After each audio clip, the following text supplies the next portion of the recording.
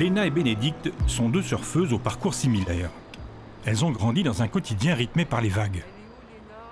Après avoir goûté à la compétition, Bénédicte s'est orientée vers des études de médecine, mais elle continue à dédier tout son temps libre à l'océan, son terrain de jeu favori. Baignée dans les entraînements haut niveau dès son enfance, Léna s'est détournée du surf à l'âge adulte. En quête d'une nouvelle liberté sur l'eau, elle a retrouvé ses premiers plaisirs de glisse à travers ses voyages. À la Coupe de France. De France de longboard, c'était sympa. Pratique mixte à l'origine, le surf est aujourd'hui principalement représenté par des hommes. Se pose alors cette question. Comment se construire en tant que femme dans un monde aussi masculin que le surf ? Disons que quand j'ai commencé le surf, j'ai fait de la compète de mes 12 à mes 18 ans. Ouais, de manière générale, on était une minorité. Enfin, même quand on partait sur les championnats de France avec toute l'équipe de Bretagne, on était, je sais pas, 4-5 filles et 30 mecs. Ou... on avait gagné, je pense. Et à Lola. Et le fait de me confronter, comment dire, à des filles qui avaient un niveau supérieur... Enfin voilà, mon rêve c'était d'atteindre leur niveau à ces filles-là et de pouvoir peut-être faire du surf à un niveau européen, voire un peu plus. Enfin à l'époque, j'avais envie d'aller plus loin, dans le surf en compétition, quoi.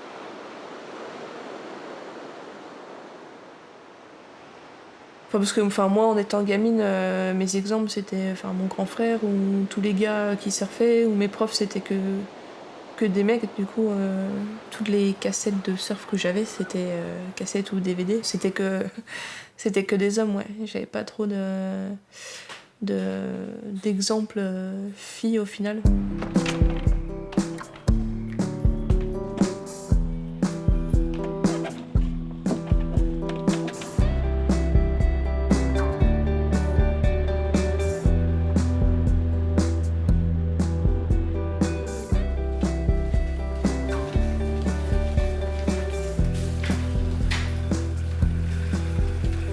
Alors j'ai jamais vraiment été inspirée par des femmes ou des filles. Je pense que ça vient du fait que j'ai 2 grands frères. Et puis, si je voulais faire comme eux, je voulais faire plein de sports. Et j'ai commencé le surf vers 11-12 ans, je crois. Ça a commencé, championnat Finistère, Bretagne, ainsi de suite. Il y a plein de coupes, de critériums, plein de compétitions. Ça prenait beaucoup de temps. Et le souci, c'est qu'en Bretagne, il n'y a pas beaucoup de filles qui surfent et on se retrouvait entre copines à s'entraîner, entre copines quand on était en surf comme ça pour le loisir, et aussi, c'était toujours les mêmes qui étaient en compétition. Ce qui fait que ça faisait une ambiance assez particulière, les compétitions. Donc, ça m'a un petit peu dégoûtée. Et j'ai plus trop apprécié faire des compétitions et être poussée comme ça à la performance. Donc, j'ai un petit peu décroché du surf. Parfois, vu qu'on était moins de filles, ils nous faisaient passer... vu qu'il y avait plus de séries à passer pour les mecs, ils nous faisaient pas forcément passer au meilleur moment de la journée, au meilleur moment de la marée ou des choses comme ça. Donc ça m'énervait aussi un petit peu.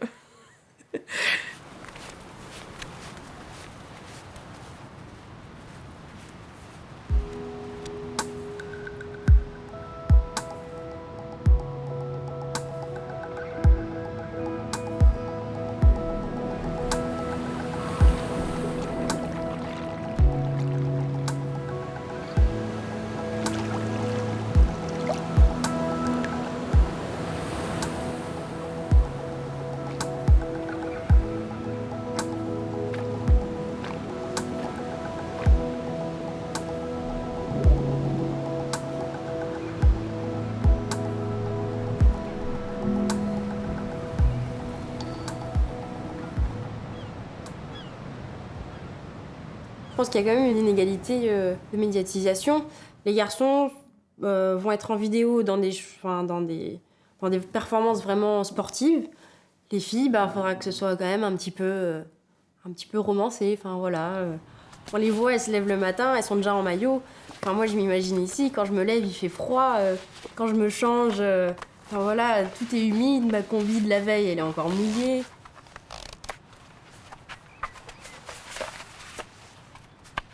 Si les gens me voyaient au printemps quand il commence à faire beau et que j'ai la marque de la combi, on dirait que j'ai bronzé en sous-pull. Ça fait rêver personne. Ça, c'est pas possible.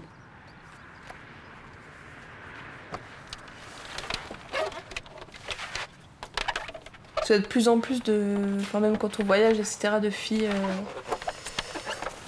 des influenceuses Instagram qui mettent plein de photos d'elles en bikini et avec une planche sous le bras, etc., ou une photo en train de ramer dans l'eau en aqua, enfin... Et enfin, c'est des nanas qui ont, je sais pas, 150 000 followers, alors que, enfin voilà, elles savent pas spécialement surfer, mais malheureusement, c'est un peu l'image qu'on véhicule le plus, quoi. Et bon.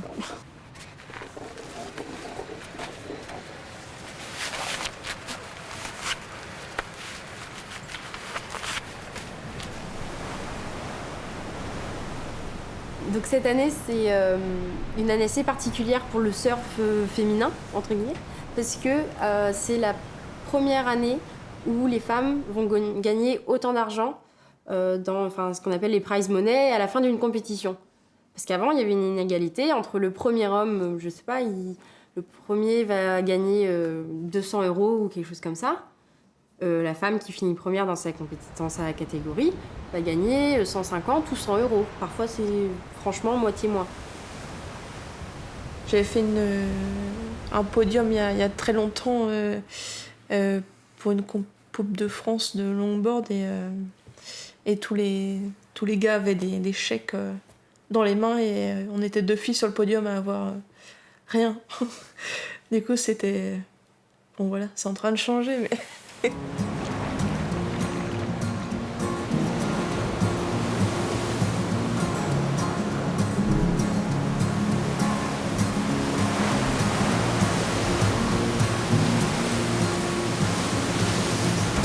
Wines, you can take a ride and look at a mess. I lost my pride. I see your shadow moving away. It's how much lips and match wasted today. Seems the lover waiting for you in the blue. Yes, the believer hope we found the truth. Non, on m'a jamais dit « Ah, tu surfes comme un mec », on m'a parfois dit « Tu surfes bien pour une fille ». Donc il est temps qu'on se dise, le fait que ce soit une fille ou un garçon, peu importe, elle surfe bien, point. Déjà, si les femmes qui sont actuellement sportives et médiatisées, etc., si elles peuvent, disons, encourager les plus jeunes surfeuses à s'imposer aussi dans ce milieu, c'est déjà pas mal, je pense. Aujourd'hui, les surfeuses se multiplient sur les côtes bretonnes et partout ailleurs. En 2020, le surf va pour la première fois devenir une discipline olympique, ce qui contribuera peut-être à centrer la médiatisation du surf féminin sur la performance sportive et à créer de nouveaux modèles.